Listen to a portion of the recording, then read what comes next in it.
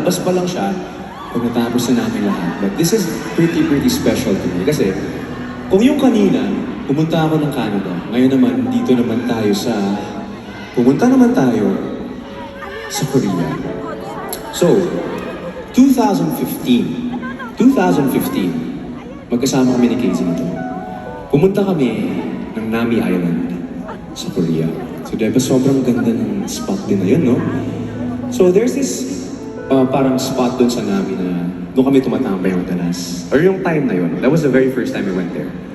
And the second time na bumalik kami sa mismong spot na yun was 2024 December. So 10 years yun.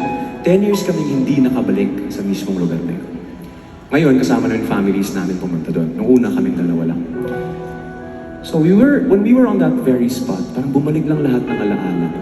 Kasi 10 years after na binalikan namin yung spot na yun, 2015 hanggang sa 2024, late 2024, so parang 2025 na rin siya.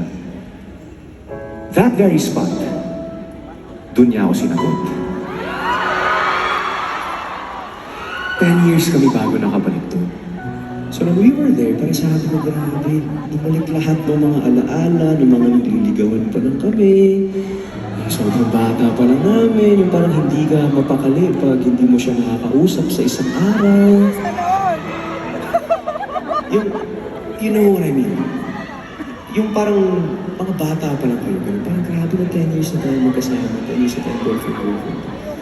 So, na-trigger na naman yung emotions ko ng time na sabi ko, I'm gonna write a song about this. And isa kayo sa mga unang makakarinig nito ng live kasi hindi pa namin na-release to. This one's called Unang Halik.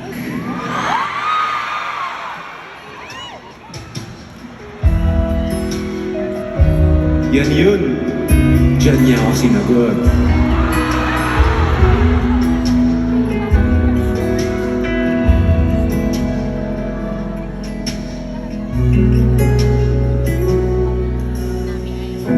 Tanda mo pa ba kung kailan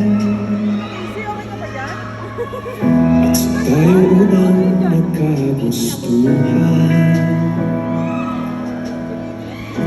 Pag-ibig na ating naramdaman, maaari ba nating balikan ang dati?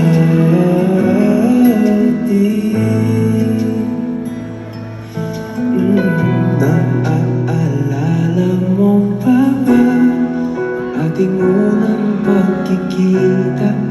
Kislap sa ating mata, tuwing tayo magkalapit. Di matagong ka pa sa tuwing ika'y naharap. Di makatulog sa ating pananapik. Pwede ba tayong bumalik sa ating unang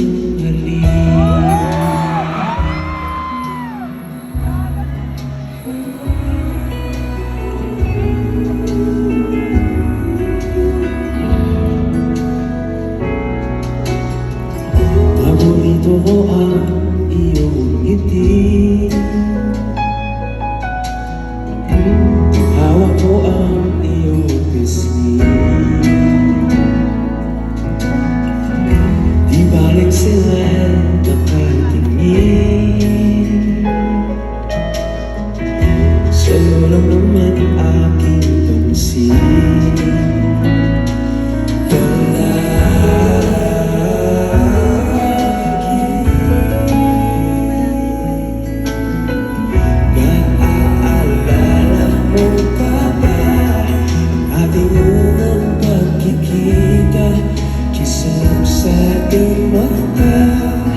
Dahil magkalapit, di matagong ka pa sa tuwing ika'y naharap.